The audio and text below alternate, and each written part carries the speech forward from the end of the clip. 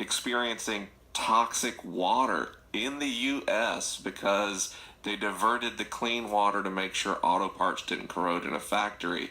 Or in California, Southern California is going dry because we're pumping water into industrial agriculture for almonds. Almonds. And the problem is not our ability to, yet today, the problem is not the total supply of fresh water in the world, but it's our will for how things are distributed over these very odd, arbitrary issues. And I don't care how much it costs. Give people clean water. Yeah. Can we sell an aircraft carrier maybe and just give everybody clean water?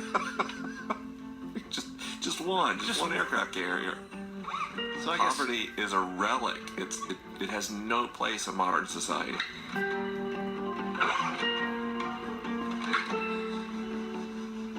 The efforts we spend on the war on poverty so pales in comparison to the war on drugs or the war on terror.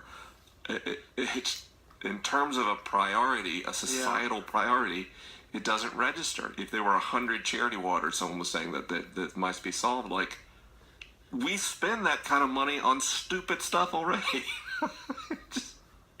Yeah.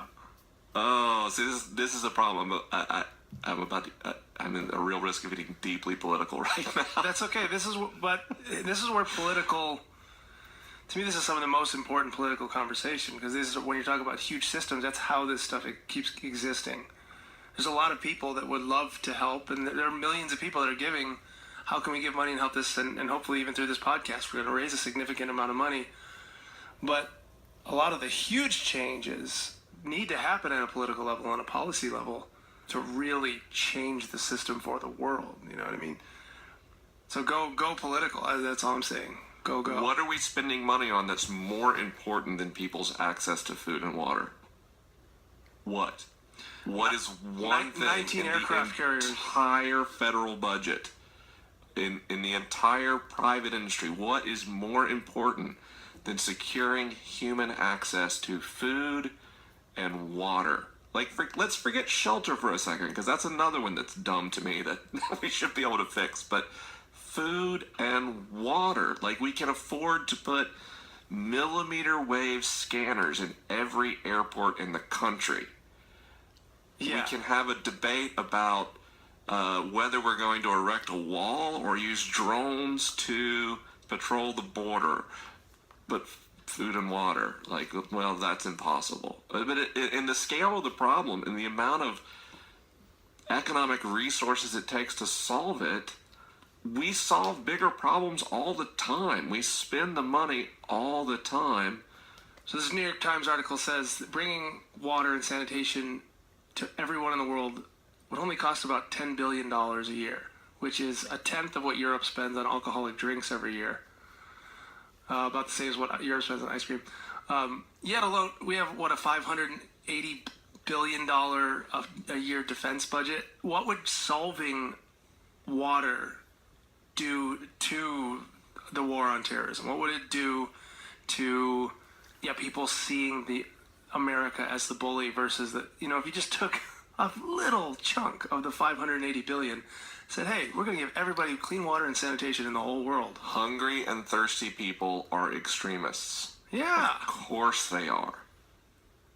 It's not like this would be some great act of selflessness. We would actually make our own geopolitical landscape easier to cope with. Yes. If people could secure access to the essentials of life.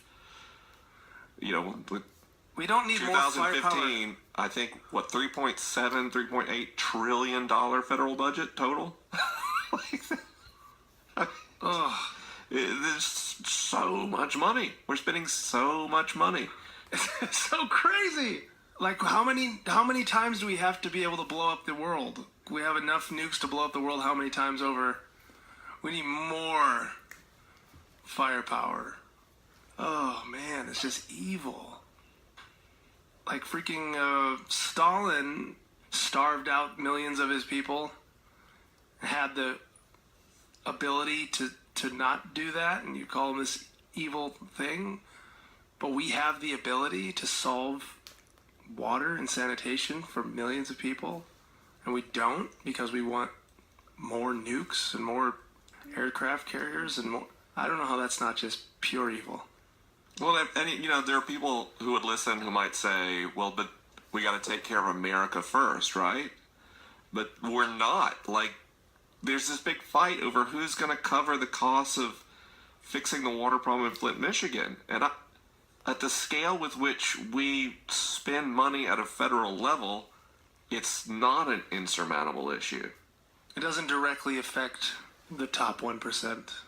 But these people people that in Flint, you've destroyed their home values. These are the people, some of the people least able to absorb that kind of an economic loss in the country. And so not only do they have clean water, you've eradicated their wealth and their ability to do anything or move anywhere. They are literally trapped. And that's my whole point. Like, it's such a strange thing to debate and posture about. Why is there not a bipartisan, unilateral, national commitment to helping these people out? Yeah. Like, what possible excuse is there? To point fingers about who did it? That's fine. As we fix it, have a criminal investigation too. I don't care. Yeah. But the point is, just fix it. Fix it, fix it, fix it. I can't imagine any economic priority more important than food and water for humanity.